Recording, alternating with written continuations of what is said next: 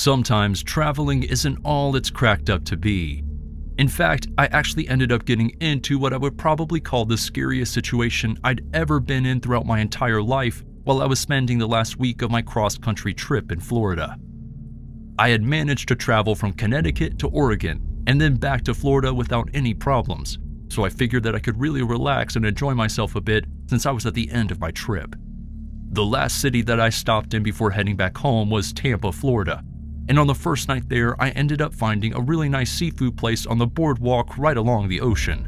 That was when I started talking to a couple of guys who said that they were fishermen and actually caught most of what the restaurant was serving. We got to talking and I told them what I had just spent the summer doing, and eventually we started talking about work. I explained to them that I was in the financial department of a small company back in the town where I'm from. I also explained to them that I used to fish all the time, but sadly had never been deep sea fishing even though I've always wanted to go. Surprisingly enough, they actually invited me to go out with them the following morning and spend the day on the water. Now normally, I never accept an invitation like that from people that I didn't know, but if there was one thing that I thought I learned throughout my traveling, it was that sometimes you need to trust people to get the best out of your experiences in life. The following morning, I made sure to be up at 3 a.m. to meet the two fishermen out on the docks, and by the time I met up with them, the sun was just beginning to peek out over the horizon. We made our way out onto the water, and in less than an hour we couldn't even see the shore. We were surrounded by the open ocean, and for a while, I couldn't have been more ecstatic.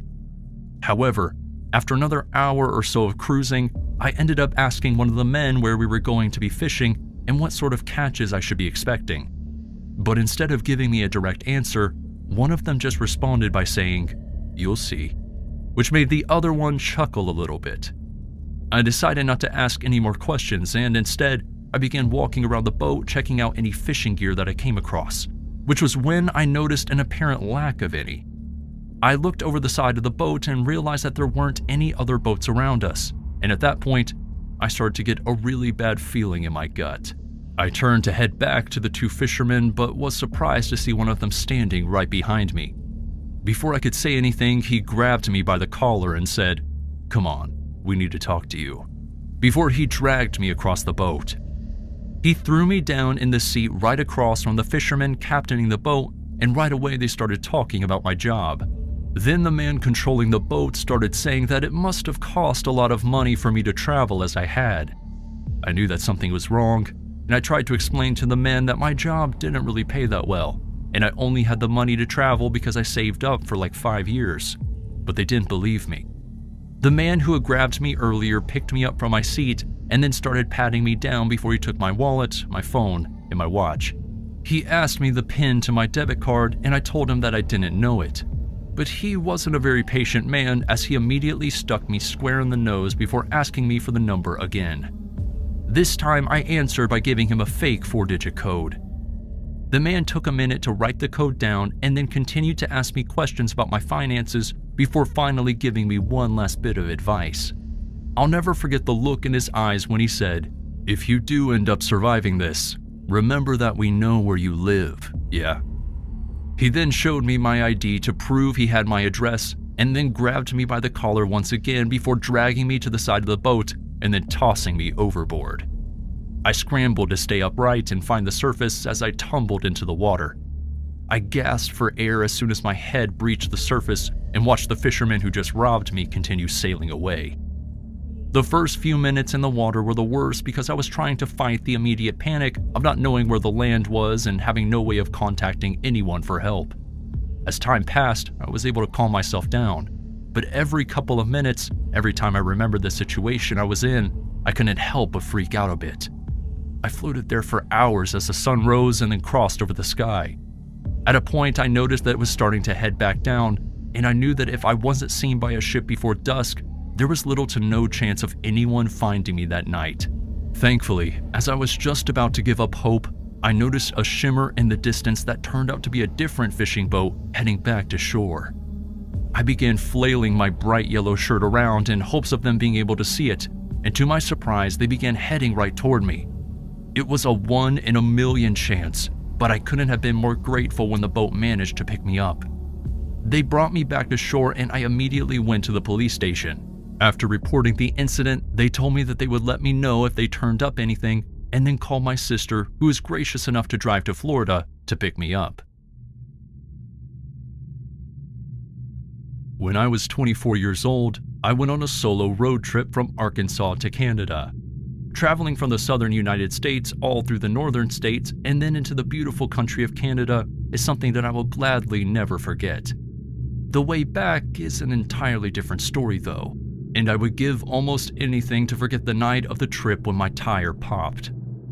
It started as I made my way out of Minnesota on my way to Arkansas. I was crossing state lines when I heard the sound that I had dreaded hearing on my entire trip, the sound of a tire popping. I was driving down one of the side roads that ran separately from the highway when I heard the booming sound of the tire popping and slowly pulled off to the side of the road. I sat in the driver's seat lamenting my situation as I remembered that I didn't have a spare tire to quickly swap it out for. I looked at the clock in my car and saw that even though it was dark, it was only 7:25 p.m., and I decided that it was still early enough for me to ask for help. You see, this was around 2001 when not everyone had a cell phone yet, and I was one of the few who didn't have one. This meant that I had to figure out how to get help the old-fashioned way by knocking on someone's door. I got out of my car and looked down the road ahead of me and then behind me, and I noticed what looked like a gravel driveway down the street in the direction I was coming from. I made sure that the car was locked and then began walking in the grass that lined the side of the road as I made my way over to the driveway that I had seen. As I got closer to the entrance, I just hoped and prayed that someone was home, and to my joyous surprise, I could see a house far down at the end of the driveway with a light on in the front window. I started making my way down the driveway, but almost as soon as I stepped on the property, something in the back of my head was telling me to turn back. I tried to shake the feeling off as I continued up the driveway, but I couldn't help but look into the dark woods around me that sat on both sides of the path. Even though I couldn't see anything, it was like I knew that there was something out there. I decided to pick up the pace a little bit as I got more and more on edge, and I quickly made my way to the front porch of the home and then up the stairs. I knocked on the door and then took a step back, hoping that someone would come to the door, but no one did. After a minute, I knocked again, but this time my knock was followed by the sound of leaves crunching to my left.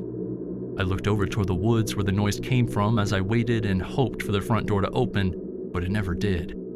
I kept looking in the direction of the noise, and through the darkness I could swear that I saw someone standing. I took a step back as my eyes tried to adjust to see the figure standing in the trees better, but I couldn't see a thing. My breathing grew heavy as I tried to calm myself down, but eventually I couldn't take it anymore and ended up heading back to my car. I kept looking over my shoulder with each step that I took, but I couldn't see anything. I made my way out onto the road and then back to my car as fast as I could, and once I was safely inside, I made sure to lock the door and turn the lights on so that I could see better. I sat there anxiously watching the rearview mirror, wondering if I was going to see what had been following me before, and to my horror, I saw it. Standing about 20 feet away from the car, illuminated by the brake lights, I saw the shadow of what looked like a man that was walking toward me. I began to panic as I tried to consider if I should drive and potentially ruin the rim of the car or not, but thankfully, I didn't have to. As I tried to figure out what to do, I looked back into the rearview mirror, but was blinded by a pair of headlights that were coming down the road. To my surprise, the other car stopped about 10 feet ahead of me and leaned out of their window asking if I needed any help. I asked them if they saw anyone standing behind my car, and they sort of looked at me like I was crazy, but then they told me that they didn't see anything. I ended up explaining my situation to them, and they were nice enough to sell me the spare tire that they had in their car for $20. They even held a flashlight for me as I changed the tire. Needless to say though, despite the amazing hospitality from that stranger, as soon as I was able to drive away from that area, I did. My friends always used to make fun of me because I was what they called a cheap traveler, mainly because I preferred to stay at motels rather than hotels.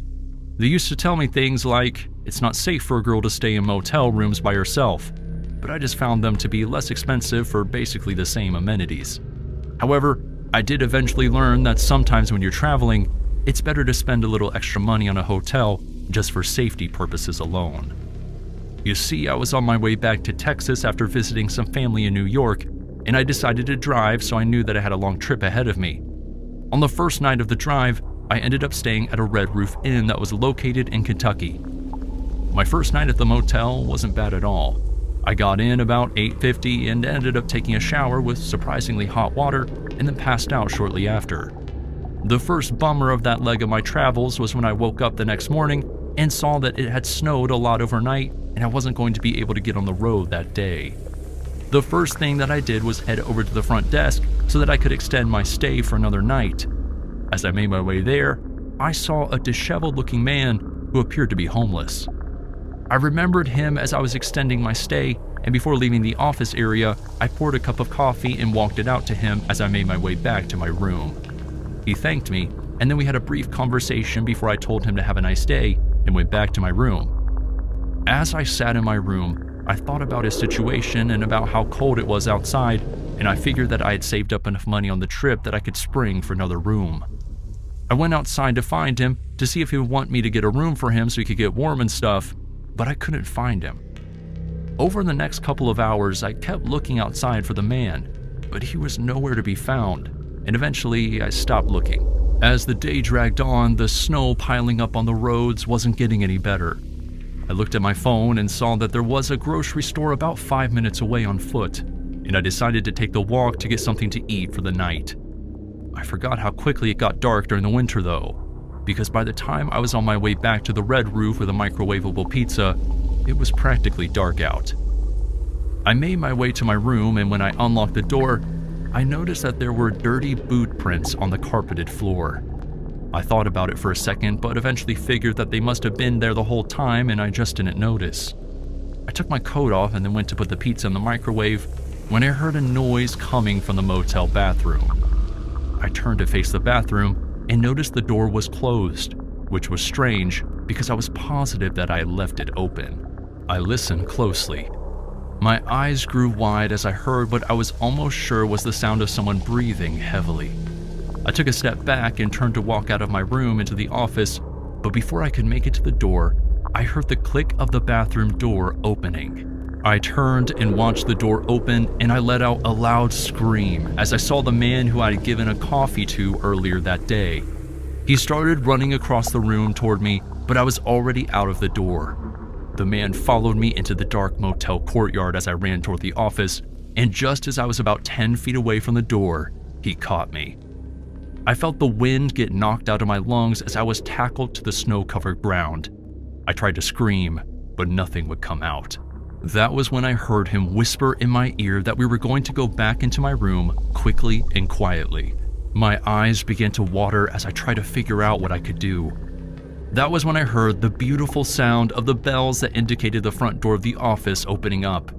The man dropped me back down to the floor as we both heard someone yelling from the office for him to get off me. I looked up and saw a woman running over to me, and thankfully the man who was attacking me ran off. The woman brought me into the office, and we waited for the police together behind the locked door. The two officers escorted me to my room to gather my things because the manager was letting me change to a different room, and there were 2 more officers searching the area for the man who attacked me. I didn't really get any sleep that night, and as soon as the sun was up, I decided to hit the road. I checked out the motel, thanked the woman who helped me out the previous night, and as soon as I left the state, I never looked back. Hopefully, they ended up finding that man.